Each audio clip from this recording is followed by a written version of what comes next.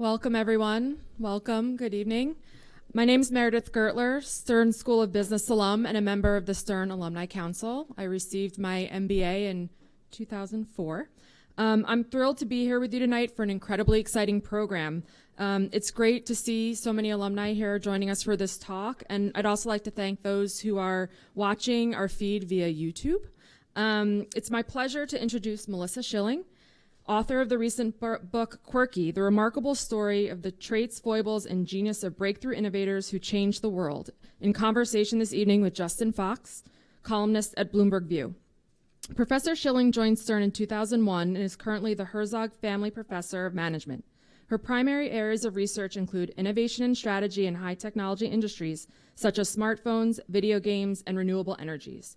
She is particularly interested in platform dynamics, networks, creativity, and breakthrough innovation, which you won't find surprising based on the title of her new book. Our moderator this evening is Justin Fox, columnist for Bloomberg View, writing about business. He started there in January of 2015 after serving as editorial director and executive editor of the Harvard Business Review. Thank you both for being here this evening. Quirky was published by Public Affairs just last month and is already a favorite amongst academics and industry experts alike. The book suggests that intellect alone does not create a breakthrough innovator. It is one's personal, social, and emotional quirkiness that enables true genius to break through, not just once, but again and again. After the talk, we hope that you will join us as we continue the conversation during a reception and book signing right here in this room. Royalties from all books sold tonight will go to STEM Kids NYC, an education company that provides a year-round intensive suite of STEM education programs for K through 12 scholars. And now, please allow me to hand the stage over to Melissa and Justin. Thanks. Thank you. So we're going to talk about what's inside this book in a minute, but I wanted to ask you, Melissa, first of all, how it came to be. And to start that, I mean, we heard the description there, but what do you do for a living? What do you spend your time doing most of the time? So I'm mostly a researcher and a teacher, yeah. And the research, it's about innovation, strategy? Yeah, so most of my research is large-scale empirical research. That's kind of what I would say I'm more known for. So big patent data sets, alliance networks, but I've also done a fair amount on creativity and learning.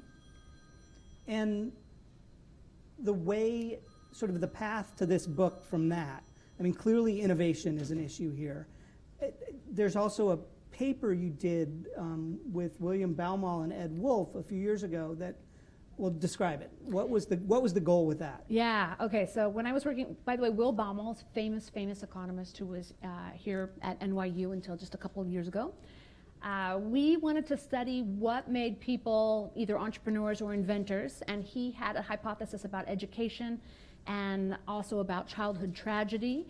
And we had some disagreements over lunch frequently, so we decided to do a really large-scale project looking at inventors and entrepreneurs. We collected about 600 on a list. And this was historical? Historical, going back to, I want to say maybe going back 200 years. And we hired a team of students to collect biographical data on these people. And the challenge is that when you collect data on 600 people, what you get is data that's relatively thin. You don't get a lot of details consistently across all those people. So when we came away from that project, we had some information about their work histories and about their education, but I felt really unsatisfied. I felt like we didn't really have a lot of deep insights into what had made these people entrepreneurs or inventors. But then something... Well, before we go on to the next step, who was right, you or Baumol? I mean, what were the hypotheses and how did it turn out? Well, okay, about so... inventors and what their educations. I can't remember which side he took and I took at the time. But we did find that inventors on the whole had more education than entrepreneurs. Entrepreneurs on the whole did not have advanced degrees, and inventors often did. Not always, but more often. Has it been changing over time, or? We did, yeah, definitely the presence of higher education has just gotten bigger over time, but for everybody, not just for inventors. Okay. Sorry, back to this book. Okay, no, so I have to say that what really triggered this book was in 2010, I was teaching innovation strategy, which I teach a lot of courses in strategy and innovation strategy, and I have a textbook in innovation, so I'm always revising and reading and staying up on the literature and innovation. And in 2010, when Steve Jobs was looking very, very thin, students started asking me, what's going to happen? How much of that magic is in the man himself? How much of it is actually just a myth and it's really at Apple? Is that innovation capacity embedded in the organization structure and the routines of Apple? Or was it really him? Will we lose it? Is there a successor? Can it be handed down? And then fundamentally, what people wanted to know was, can I do it? How can I have that innovative capacity? And I went to the research thinking, well, surely someone has answered this question. And I looked at all the research on creative genius and psychology. I looked at all the research on innovation and management. And it really had not been answered. There's really not that much research on this topic, and in part it's because it's a hard question to go after in a rigorous way. So as I discovered with Will Baumol, it's very hard to put together a large sample of people and to think you're going to get serial breakthrough innovators in there. You also can't get them into the laboratory, right? If you had called Steve Jobs or Elon Musk, they're not going to come down into the laboratory and let you study them. So the methods that we had been trained to use to study people just were not really well suited to studying outliers. And these people are fundamentally outliers. Serial breakthrough innovators are rare in our history, right? And to study them is challenging. So I decided to just study Steve Jobs, not because I thought I could publish it, but just because I needed to know at this point. I got curious and I wanted to know something about him. And I had already taught the Apple case for years, so I knew plenty about Apple, but this time I wanted to know about Steve as a person. So I read everything that I could find written on him. I watched all the videos, read every recorded transcript, just studied his childhood, his friends, quotes from his girlfriends, quotes from his family. And a really odd thing happened during that time is that I started to notice that he had some very unusual commonalities with another innovator that I had studied before. I'd written a case about Dean Kamen a few years before that time. And Dean Kamen, you know Dean Kamen for having invented the Segway personal transporter. But the Segway is actually not his most important innovation. It's sort of his biggest flop. His biggest flop. And it really bothers him that it's the thing that people know him for. Right. But his biggest innovation was the portable drug infusion pump, which of course completely revolutionized care for diabetes. And also the portable dialysis machine and prosthetic arms and iBot mobility wheelchair. So that's kind No, of... I didn't even, because my nephew has one of those, and I did not. That's a Dean Kamen. You'll have to write him a thank you note. And so anyway, Dean Kamen and Steve Jobs had some really strange commonalities that at first I couldn't understand how they could possibly be connected to innovation. And then it hit me. I'm going to do a multiple case study research project. I'm going to study 8 serial breakthrough innovators. I'm going to set up a rigorous process for selecting them to keep myself out of that process so that there's not researcher bias. And I didn't even care if it turned into something I could publish. I knew it was a high-risk project. I could find nothing useful, or I could end up not being able to publish it because it's all qualitative and the control group is the rest of us. But I did it because it was pure fun. And it was so fun and so illuminating. In the end, I learned so much. And it turned out not just about managing innovators or selecting innovators and employees, but also about parenting. Like, you learn a lot about kids studying these people. Well, so what you did then is sort of the same thing you did with Jobs, but for all of these people. For all of you them. got every biography you could find. Yes. And, I mean, I guess there are not a lot of videos of Marie Curie, but... No. And then how did you, like, the actual day-to-day, was it you'd sit and read and then keep it all in a spreadsheet, or Yeah. what was the basic... All of those things. So I was on sabbatical the first year, so I just didn't even get out of my pajamas. I would get up in the morning and start reading, read and read and read. I had spreadsheets, I had dry erase boards, I was drawing maps between people so that I could do every pairwise comparison. You go through this process of identifying themes, and then one of the key things you have to do is when you think you have a theme, you go through and you try to disprove it. So you try to find the exception to the rule to see if maybe it's just a spurious theme, because the last thing you want to do is sucker yourself into believing something that's really just maybe a coincidence. So in the book, I really only talk about themes. Every theme that I talk about in the book is exhibited by at least 7 out of the 8 innovators. Most of them are exhibited by all of the innovators.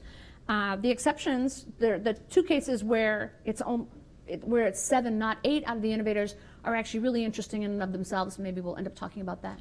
Yeah, I'm remembering the Edison one, but not the other one, so yes. Yeah. Well, so what you came up with is basically 5 kind of internal traits and then a couple of external factors. Right. And what I was thinking is let's quickly go through, because that's sort of the meat of this book, is Okay. these traits. Let's quickly go through the 5 and then go back to them. And so, number 1, a sense of separateness. Yeah. What does that mean? I'm going to say one thing real quick, too. As an academic, I'm careful about the word trait because the psychologists have a pretty specific meaning of what you can call a trait. So I tend to say characteristics, but it says traits right on the cover. So that, yeah. I can cross it out. Okay, sense of separateness. All of the innovators except Benjamin Franklin exhibited this really strong sense of separateness where they felt socially disconnected. They felt detached from the world. They didn't feel like they belonged to it, and as a result, its rules didn't apply to them. We're going to come back to it, but I want to quickly go through Okay. these, and then we'll spend more time on each one. Cool. So, sense of separateness, 1. Number 2, extreme confidence. Yeah, and actually a specific form of confidence. So they weren't always sort of globally confident. I think if you met Marie Curie, you might not have concluded she was globally confident. But self-efficacy is task-related confidence where you have faith in your ability to overcome obstacles and achieve your goals. And a person with extreme self-efficacy will take on things that other people would think were impossible, which we see a lot over and over again in the innovators. Number 1, sense of separateness. Number 2, extreme confidence. Number 3, the creative mind. Okay, so this is it's an amalgamation of things in that chapter. This chapter, which I focus a lot on Nikola Tesla in this chapter, really highlights the connections between intelligence and creativity, and also why there is this association between genius and madness. We'll get back to that in Tesla. Okay, fine. Number 4. Well, You're great at this. I had this crazy idea that it would be good to get them all in everybody's heads before we go back to them. Number 4, a higher purpose. Yeah. Idealism, I guess. Yeah, so 7 out of the 8 innovators were fiercely idealistic. They're pursuing a goal that they see as intrinsically noble and honorable, and it drives them. Not money, not fame. A lot of them sacrificed their health, their reputation, their families, their leisure, everything in pursuit of this goal because it was an ideal. And the exception was? Edison. Number 5, driven to work. Not like in a car, but although some might have been, I don't know. Yeah.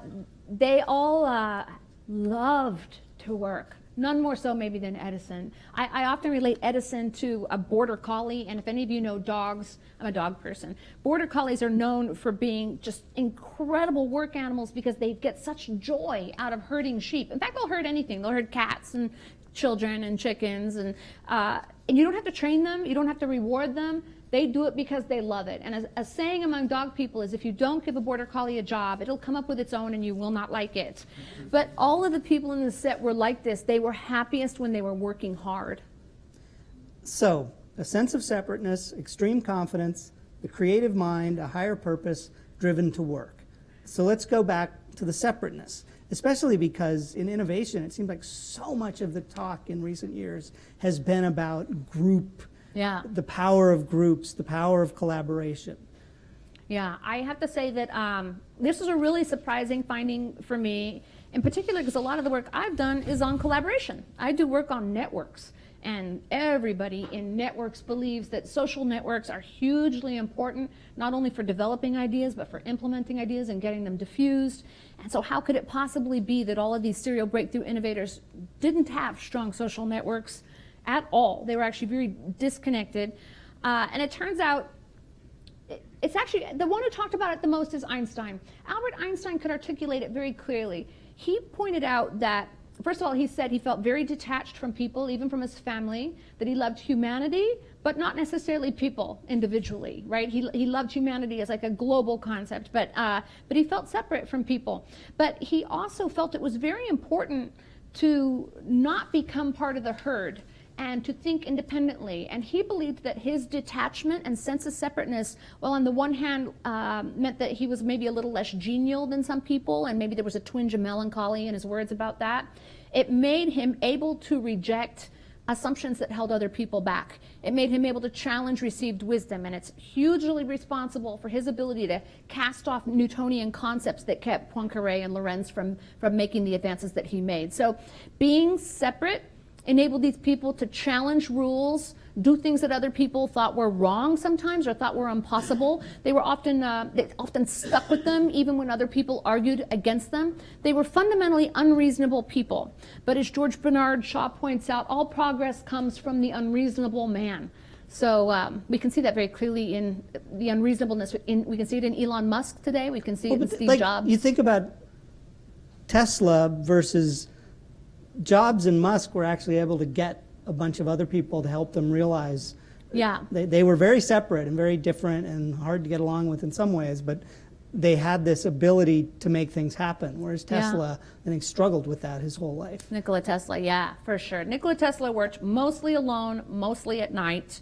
And other, his greatest inventions ended up being taken off by other people. Except that we're still using AC electrical right. systems that were definitely, developed by Nikola Tesla. Some people don't know that much about. This is Nikola Tesla right up there. He not only invented AC electrical systems, pretty much all of them. He also invented wireless communication, which was for years attributed to Guglielmo Marconi, and then it finally came out in a big court case, and they realized that Guglielmo Marconi had basically ripped off Tesla. He also invented lighting systems and the first remote-controlled robots. I actually think that he, of everybody on here, was the smartest one. His mind was like a human computer-aided design system. He had this incredible photographic memory. So much so that he often thought he was having hallucinations because he would see things in front of him because of his memory. And he could build something, a machine in his mind, and turn it and run it. Notice it was wobbling a little bit, adjust it, turn it, refine it, fix it. And when he was completely done, he would put it into physical form and it would work perfectly. I mean, and while you're inclined to doubt that, many people witnessed him doing all kinds of advanced calculus and physics in real time in his head. Didn't have to write anything down. Just a brilliant And he had man. a lab like a block from here or a couple blocks from here? Yes, the lab of his that burned down was either right here on West Broadway or LaGuardia Place. Within a block of this building was Nikola Tesla's lab. So bringing that back to like a company that wants to, how do you put that together, this fact that very often the best ideas come individually with all this talk about collaboration and needing to work together? Yeah. Are there like simple methods you can do to at least come out of this? Absolutely. So, I mean, one of the implications of one of the things I talk a lot about in the book, and I can't take credit for this because psychologists have actually known this for years, and it's amazing that it hasn't really gotten out into management, but for instance, brainstorming groups don't work at all. And we've actually known this for a long time. But for some reason, it was so embedded in the norms of organizations ever since Alex Osborne wrote a book in 1956 and said that groups were better for creativity. We bought into that. And now it's almost heresy to argue that they don't work. And even when I presented to my department once and I said brainstorming groups don't work, people looked at me a little bit horrified because we like to do everything in teams. We believe that teams are very important. But the problem is teams may be important for some things. They're not great for creativity. They're not great for number of ideas, quality of ideas, novelty of ideas. And the reason is that when you get together in a group, first of all, you might not want to put your craziest stuff out there, right? You might feel shy about sharing it. We call that evaluation apprehension. That one's pretty obvious. The second one, which is really fascinating, is called production blocking. And it means that while I'm talking, first of all, you're not talking, but you're actually not even really thinking. I'm hijacking your thought process. I'm bringing you over to my ideas while I'm talking. It's hard for you to elaborate your ideas while I'm talking, which means that when people are working together, they're losing stuff.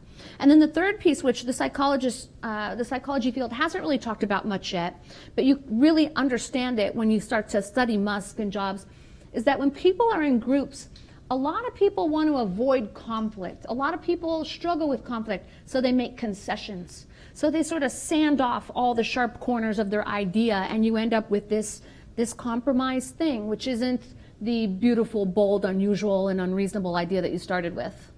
So first of all, that means let people work alone first. And then at some point bring them together. At some point you can bring them together, but you got to make sure that they've already committed to ideas, developed them out. They should feel no fear. They should be encouraged to be weird and unorthodox and to make bold hypotheses. You have to find a way to signal a very high tolerance for failure and a very high tolerance for unconventionality and weirdness.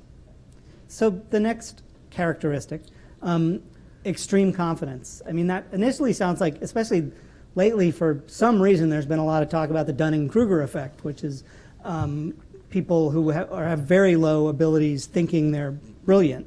How do you, clearly these people were very confident about themselves and they were brilliant. Yeah. How do you separate that? How do you figure out, even internally?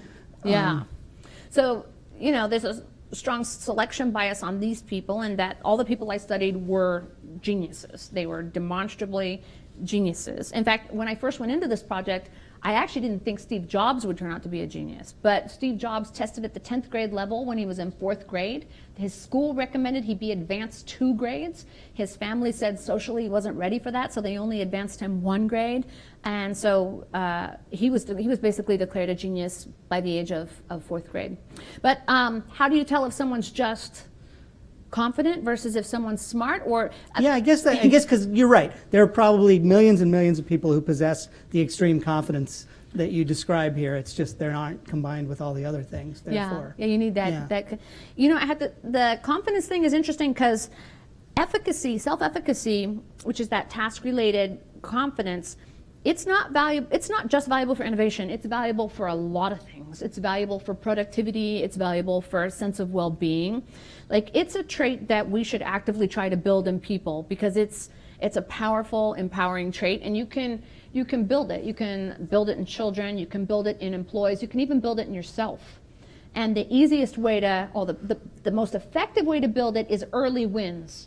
So when you experience this early win of doing something that you weren't sure you could do, and maybe there's obstacles, but you stick with it and you solve it, that ends up sending a very strong signal to your mind that you can overcome obstacles to achieve your goals. And in each of these innovators' lives, they had these early wins, and they talk about how important it was, how at that moment they knew what they could do. They had this incredible confidence. Steve Jobs talks a lot about how building the blue boxes with Woz was a crucial moment. He said, without that, we discovered what we could do, and suddenly we knew we could do so much. And he said, these were the boxes that allow you to scam AT&T. Yeah, to hack the phone system. Long-distance phone calls. They developed a system to hack the phone system.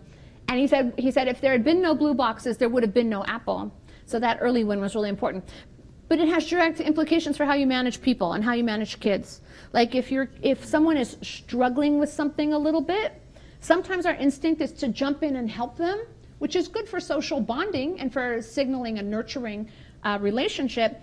But it undermines self-efficacy. A lot of times you're better off saying, I have faith in you. You got this. You can do it. Stick with it. And as long as you think it's something they have a chance of solving, you should probably let them work it through and solve it on their own, because they'll build self-efficacy.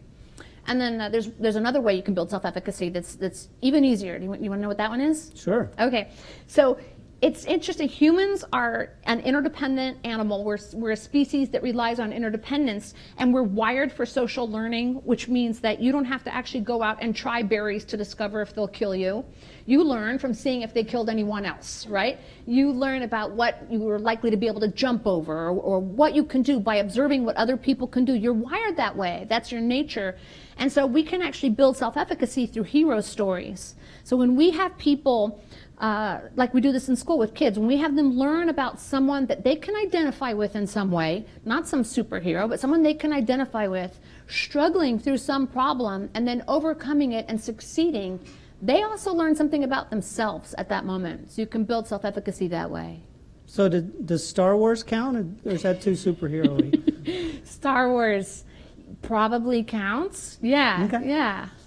The creative mind. I mean, it sounds kind of broad, but there are some specific things about how these people's brains work. Yeah, I'd say the two biggest things in that that I found in that chapter, that I talk about in that chapter. The first one is the relationship between intelligence and creativity. And we've always known that there was some relationship, but it's been unclear, because it's not the case that all geniuses will be creative. And it's also not the case that you have to be a genius to be creative, or that all creative people are geniuses. And yet there's some relationship. And when you study it at a neuroscience level, what you end up realizing is that, first of all, a slightly elevated dopamine causes you to experience divergent thinking. It enhances your defocused attention. It reduces your ability to screen out stimuli. It's called latent stimuli inhibition.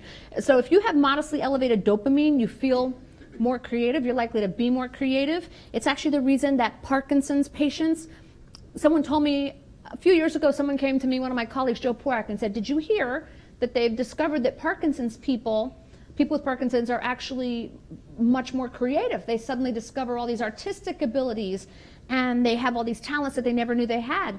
And at the time I was studying Nikola Tesla and I was thinking a lot about dopamine. And I said at that moment, it's the levodopa. It's not the Parkinson's, it's the levodopa they're treating them with, because you treat people with Parkinson's with synthetic dopamine. And sure enough, about 6 months later, they figured out it was the levodopa.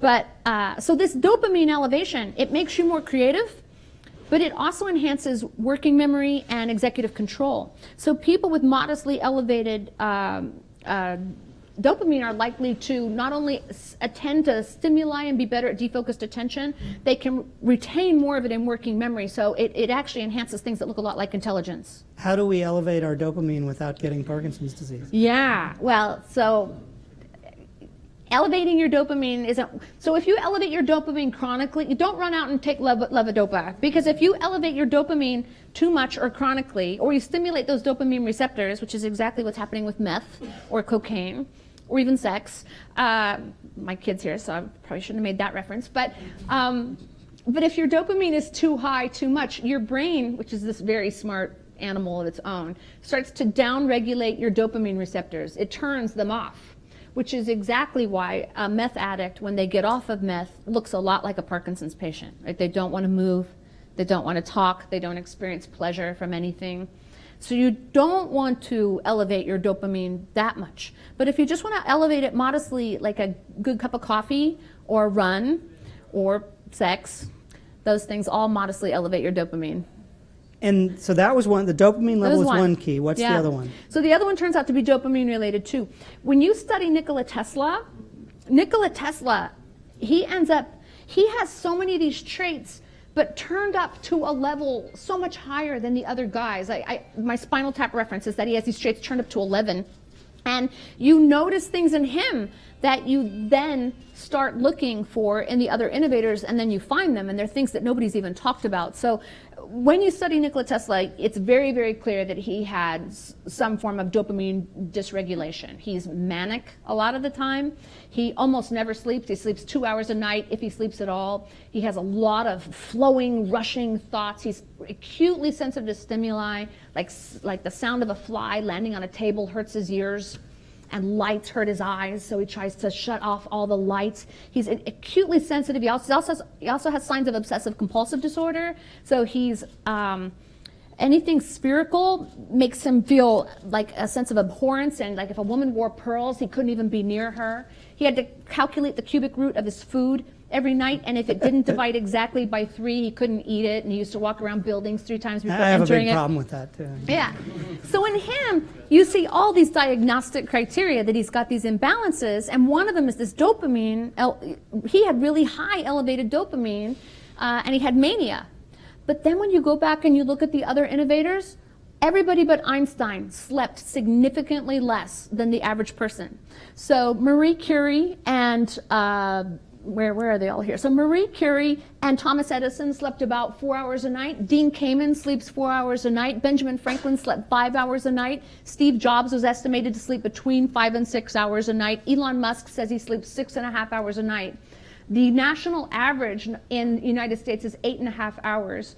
The average globally for developed countries, the one that's lowest is Japan, and that's still 7.5 hours. So most of these guys slept significantly less than a regular person. Because I always, that's the staple of CEO profiles in business magazines. Really, that they don't talk sleep about very how much. And I always wonder if they're just idiots and they're going to kill themselves because they don't get enough sleep, or is there just this group of the population that just doesn't need it? I think it's very hard on your body to not get enough sleep. It can be very hard on your mind.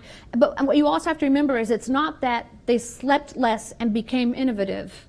They slept less because their dopamine was elevated. When your dopamine is elevated and you're manic, you're not tired. So an insomniac doesn't sleep, but they feel bad, right? They feel tired. They wish they were sleeping. A manic person doesn't sleep and doesn't feel tired at all. And that's what, these people, I think, a lot of them have a little bit of mania.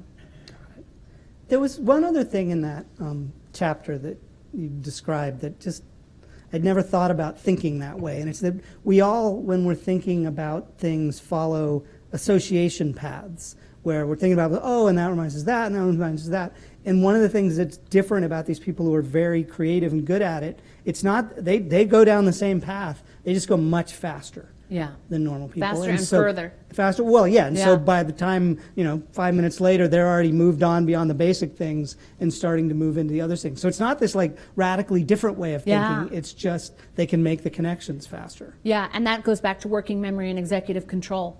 They say Elon Musk, Kimball Musk, says that Elon Musk always is thinking 10 steps out. Like he just does it automatically. That's how his mind works.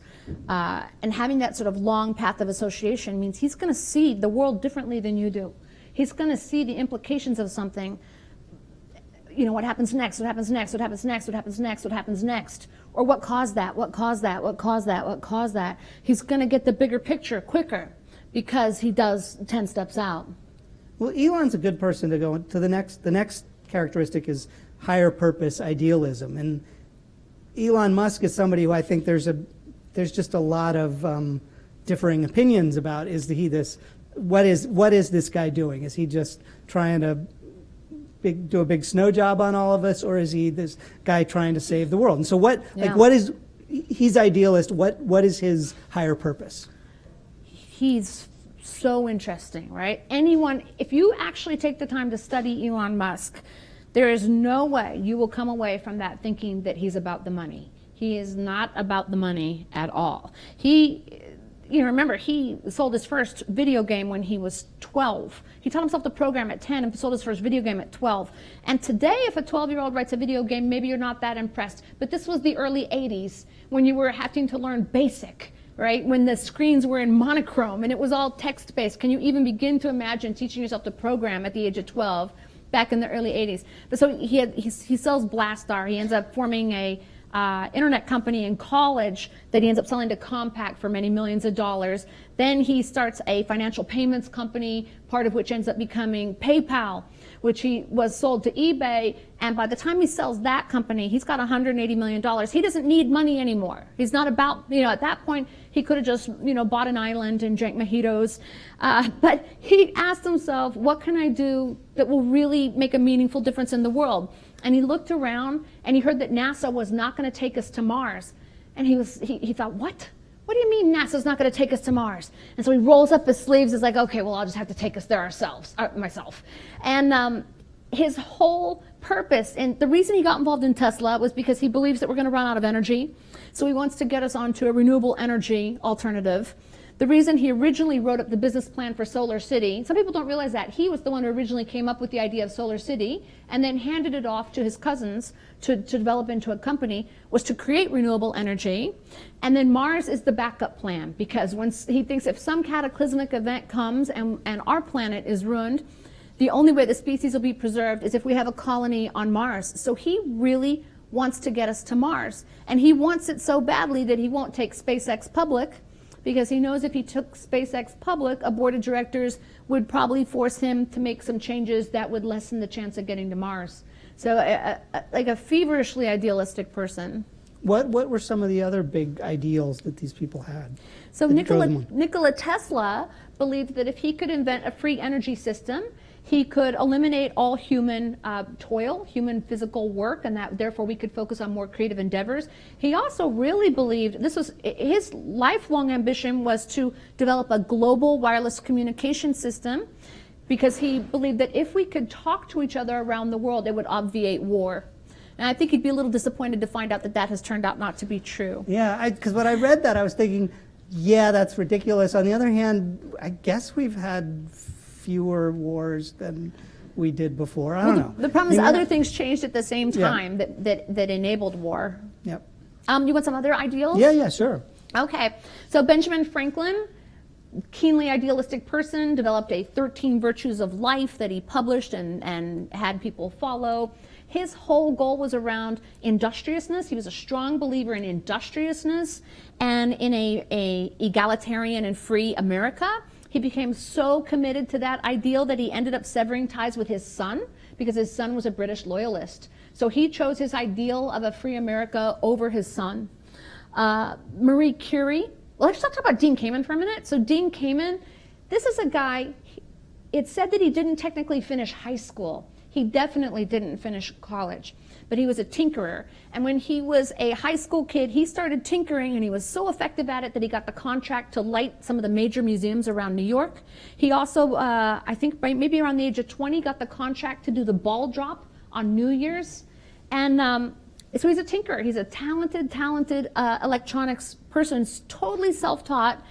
And then at some point, he saw a person having to go in for kidney dialysis. His brother's a doctor, and he saw that you have to be connected to a large machine, and you have to be there for hours, and it's miserable, right? And if it disrupts your job, it disrupts everything about your life. He thought it disrupts your dignity, and he thought, I can solve that problem. And so he invented the world's first portable dialysis machine. Then he invented the world's first portable drug infusion pump.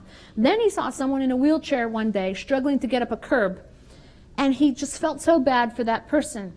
So he started developing the iBot mobility wheelchair, which can climb stairs, and it can also stand up on two wheels and balance so that you can be eye to eye, because he felt like that was a very important part of restoring someone's dignity, was to enable them to stand up and look people eye to eye.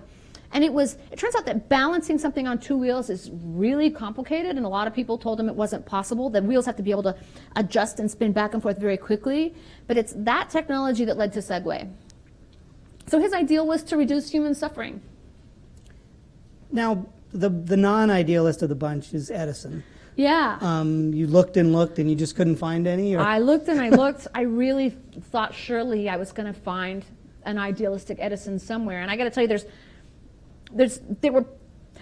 you fall a little in love with anybody that you study intensely, but I had a very conflicted relationship with Edison. It sounds like we actually had he electrocuted a lot of dogs, which really bothered me. And also a cow and a horse, and not the elephant. That's a hoax. Don't believe that he electrocuted the elephant, but he did electrocute over 24 dogs. He would give boys, if they came in with a dog off the street, he'd give them an orange. And he did it just to prove that AC electricity was too powerful to be safe, which was Tesla's electrical current, so that people would adopt DC electrical current, which was his. So I had this really conflicted relationship with Edison, but I thought surely I was going to find the idealism in him somewhere. And he actually has something close to an autobiography that was written in 1919. Most people don't realize that, and it's a big tome of work. So if you ever really want to know him, you could start in on that, but it's hard work reading that one. But I found a quote in like a magazine or a newspaper published in the early 1900s that just really relieved any search just relieved me from my search. He basically wrote, I don't like to think about the highfalutin things. I'm not interested in those big ideals. I stay pretty close to the ground. I'm a practical man. That thinking is for other people. So he's telling you in his own words, he's not an idealist, but he loved to work. He said, work made the earth a paradise for me, and I never intend to retire. And some people assume that Edison was like a very materialistic man because he liked to win and he liked to get patents. But one thing that's worth knowing about him, because he did screw over Tesla at one point, and a lot of people begrudge him that, as they well should. But he also got screwed over by J.P. Morgan and the other financiers of the time, because he had helped found the company that became General Electric, and it was General Electric Edison. And they maneuvered him right out of that and took his name off the moniker. And he subsequently basically lost all the money from that company. And at one point, I think it was probably Francis Upton or maybe Charles Batchelor who said to him, well, do you realize that you've lost the $4 million that you made from all of your electrical enterprise? And he thought about it for a minute, and then he shrugged and he said, yeah, but we had a good time doing it, didn't we?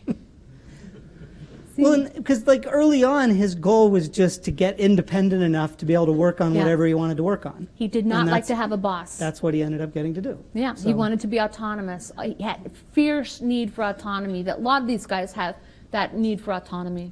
Now, the hard work part, I mean, on the one hand, yeah, of course they got to work hard. On the other hand, again, there's lots of talk lately about, hey, maybe if you don't work so many hours, you can be more productive, and the slog gets people down. But these people basically worked all the time. Yeah, it's funny because it's a friend of mine, Morton Hansen, just published Great at Work, and a big theme in that book is that you shouldn't work so hard. But what Morton's theme really is that we create a lot of busy work for ourselves, and we work on things that don't matter very much. I hope I get this right, because if I don't get it right, I'm going to pay for it. But he thinks you should work on things that really matter, focus on those things and not all the other stuff. What you have to understand about these people is that they were always working, and it was on something that really, really mattered.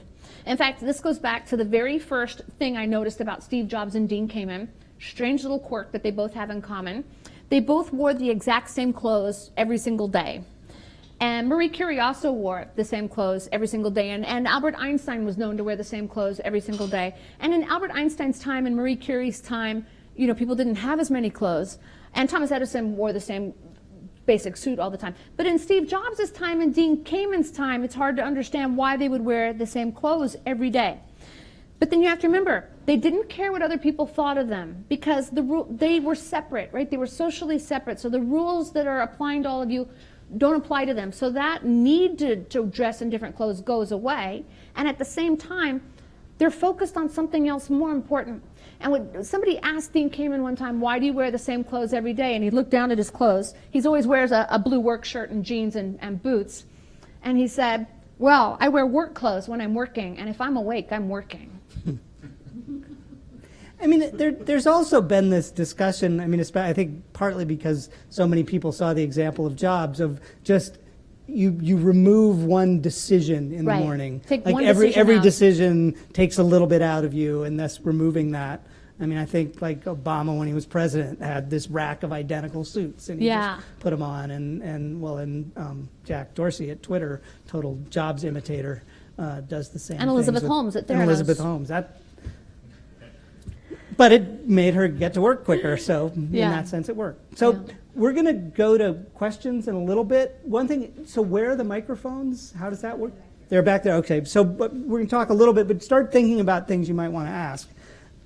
So those were the 5 individual characteristics, and I'm just going to do it again. A sense of separateness, extreme confidence, the They're creative mind. They're not going to have to buy the book if you tell them all this over and I over. don't know. I worry about that. A higher purpose, driven to work. And then the other 2 sort of chapters about these people were kind of about the external factors. Timing and resources, basically. And I mean, one of the things you look up here, and it's a bunch of white guys except Marie Curie. And actually, the fact that she was able to do this, it's an interesting set of, so she's from Poland, right? Right. Well, that wasn't, so she grew up in the area that was occupied by Russia, and we're at a time when the Russian Tsar was trying to eliminate all vestiges of Polish heritage. You couldn't learn Polish literature or history in school. You couldn't even use the Polish language in school. They were trying to Russify that entire area. And, you know, she came from a family of intellectuals, the Schlatka class, and both her father and her mother were teachers. Her father was a professor. And they believed very firmly in education. But one of the things that really made a difference in Marie Curie's life is that this movement came about called Polish positivism. So Poland had tried to fight against Russia initially with military means, with war, and they got trounced. They lost really badly, and lots of lives were lost. And then they realized, we can't fight Russia that way. They're too big and strong. We'll never be able to defeat them. So they decided, we will save Poland by preserving Polish heritage through science. We will make sure that Poles are smart and educated and contribute to science and are remembered that way.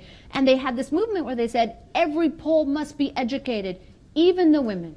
And this is at a time when most of Europe didn't allow women to go into higher education. Women didn't tend to get educated beyond the age of 14. And most universities in Europe didn't allow women in. But Polish positivism said that women, like all Poles, had to be educated. And Marie Curie was very committed to this cause. Her name wasn't Marie Curie back then, it was Maria Sklodowska.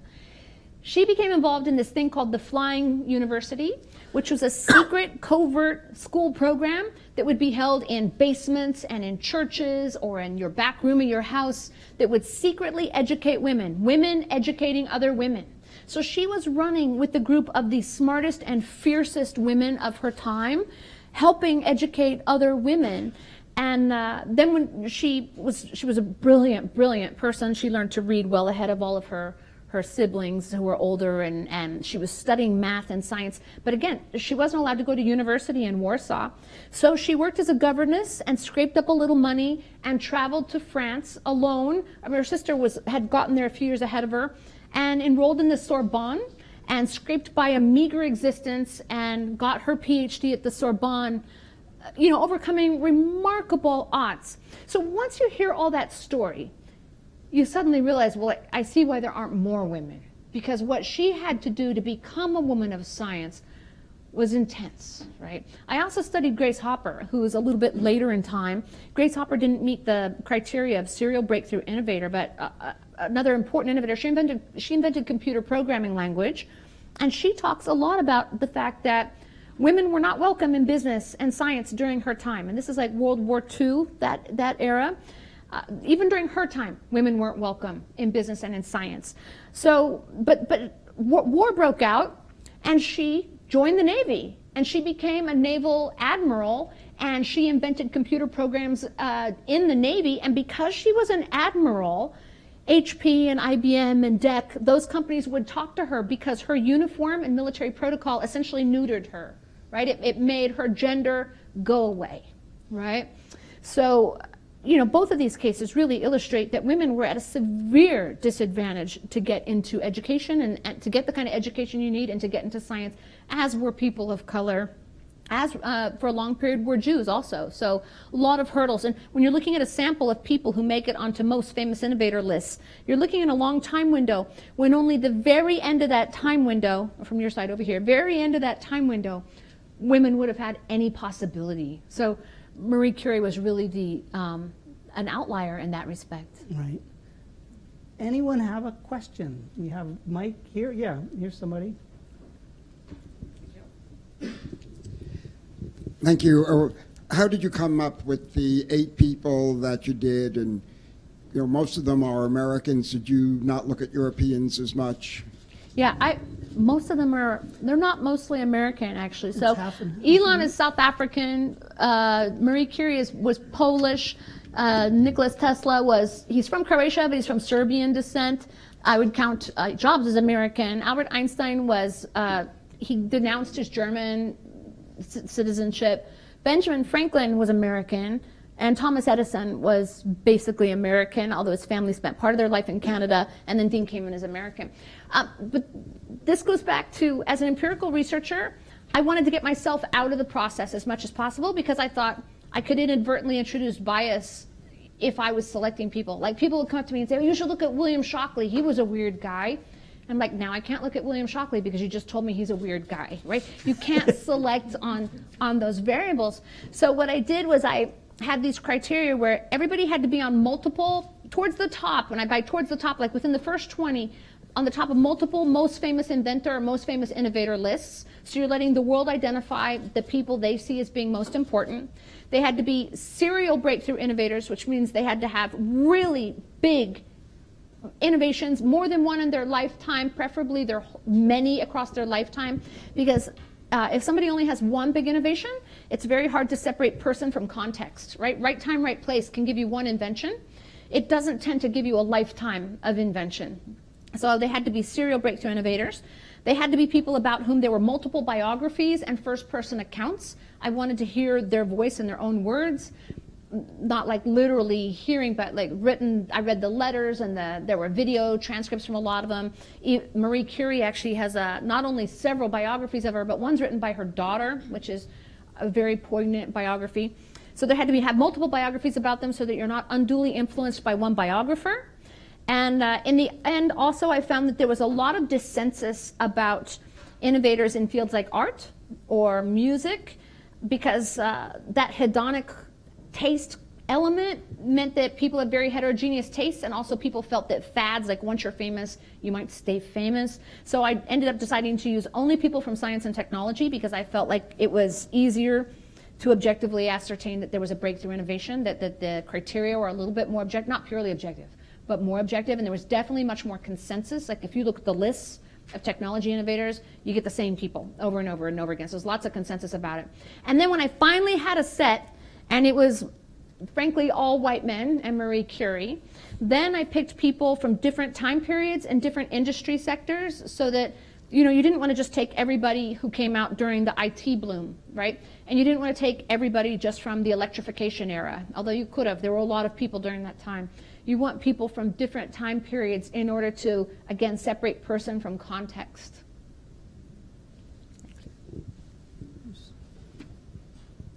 Hi. So I recently was listening to a series that Freakonomics podcast did on CEOs, and one of the episodes covered different research studies that have been done trying to find commonalities between CEOs.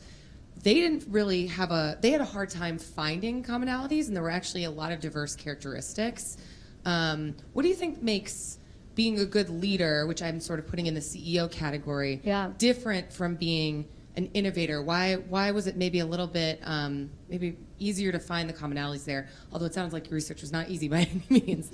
But like, why does that sort of provide a unique set, the way that just good old-fashioned good leadership is maybe a little bit more variable? Yeah.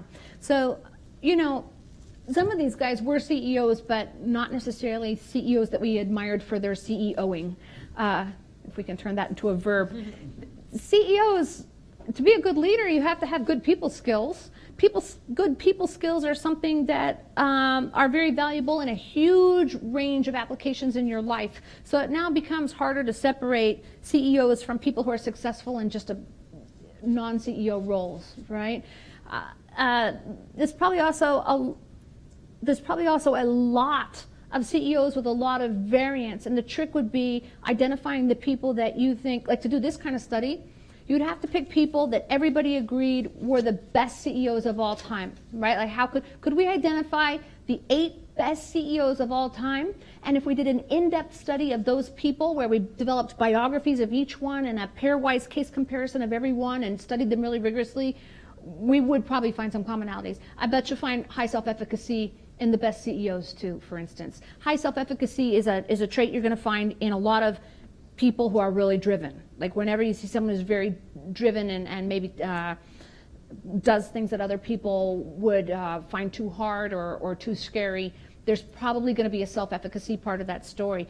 But it just hasn't really been looked at that closely. I don't know how they structured their study. There's probably lots more people. Probably lots more people, so you end up with this thin layer again Yeah. of what's in common. Thank you. Other questions? Yes. Who's got? Oh, up here. Yep. Hi. I have a question about the connection between their success and education. Yeah. So some of these people are often pointed to as you don't need higher education to be extremely successful in your field. In fact, it might have the opposite effect, and education actually might suppress the creativity portion of the process. So I'm wondering, among these people, what percentage were highly educated formally, which percentage were not, and whether there was any connection between it and their success in their innovation. I'm really glad you asked that question because it's one of the big takeaways from the book. I have to say that as a business school professor, you expect to hear that access to capital mattered a lot and education mattered a lot, because if those two things don't matter, then my role is a little bit in doubt. But all of these people started with no money at all. In fact, it's some famous stories that are just like Benjamin Franklin arrived in New York with enough money for exactly 2 rolls of bread. Nikola Tesla arrived in New York. He got everything stolen on the boat, so he arrived in New York with 4 cents and a poem in his pocket.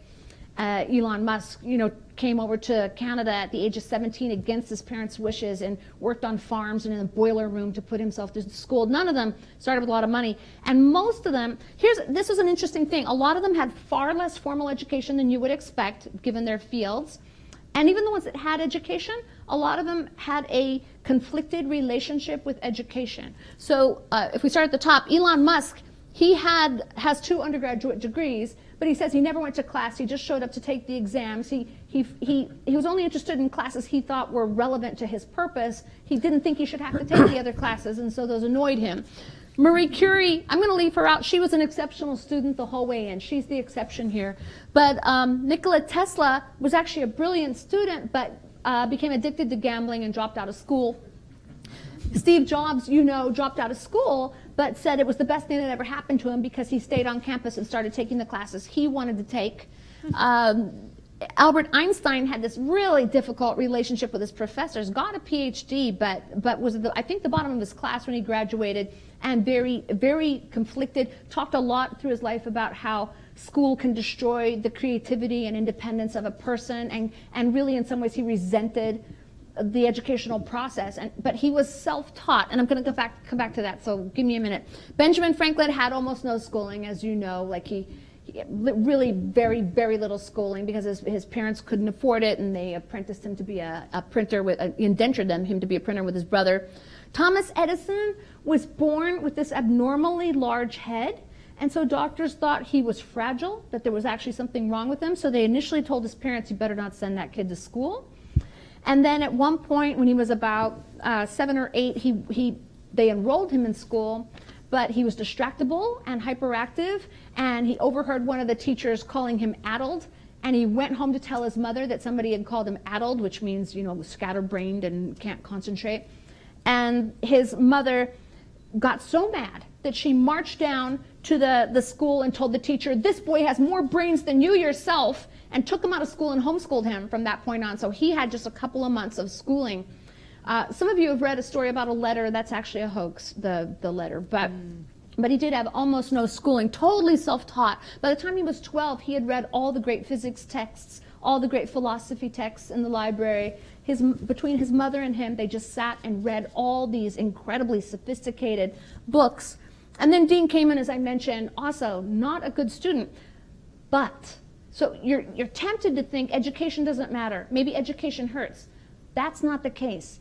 What happened was that these people consumed vast amounts of education. They were ravenous for books. They were always teaching themselves. But they needed to consume education at their own pace, in their own direction, in their own format, right? The structure of a standard curriculum just chafed them. It was like having their wings held in by a cage. They needed to fly down paths of their own choosing, and they all did, right? So Elon Musk, he was an intense reader. He read every book in the public library in his town, and then he started in on the encyclopedia and committed large parts of it to memory. And he said in a Rolling Stone interview recently, I was raised by books and then my parents. So education mattered, but it was not standardized. Standardized education didn't suit them. They needed personalized, self-driven education. But at the same time, they were all looking for what are the most important texts to read. I mean, they weren't like going off on some loopy whatever. They were mostly actually really good at picking, okay, this is what I have to read to learn how to shoot a rocket off and bring it back to Earth or whatever else. Right, exactly. Yes. So it's like this respect for expertise, just not for the way classes work, I guess. Yeah. And I have to say, I've been a professor now for 24 years, and students are heterogeneous, right? They don't think they're heterogeneous. When they answer their evaluation forms, they act as if they think the entire class is just like them. But they're wrong, because they're all taking wildly different stances on what worked in the class for them. Some people are more visual learners, and some people are more auditory. Some people like a lot of structure. Some people like a freewheeling conversation. Some people, frankly, would do better in an environment with some ambient noise. Some people need silence, right? Some people want to work in long stretches. Some people need to work in short fits and bursts. So, I've been writing about this lately, that I think that the challenge with standardized education is that kids aren't standardized. Okay, we are done, but we will be around so people can ask questions. This has been really fun. Thanks. I didn't get to a couple at the end. So thank you both for really terrific and thought-provoking conversation. We have some gifts that I'm going to hand to you in just a second as a token of our appreciation. So join us now for the reception. You can purchase books over there at the table, and then Melissa will be signing books in the back. And don't forget that the royalties from the books sold tonight will go to STEM Kids NYC. So thank you very much for coming.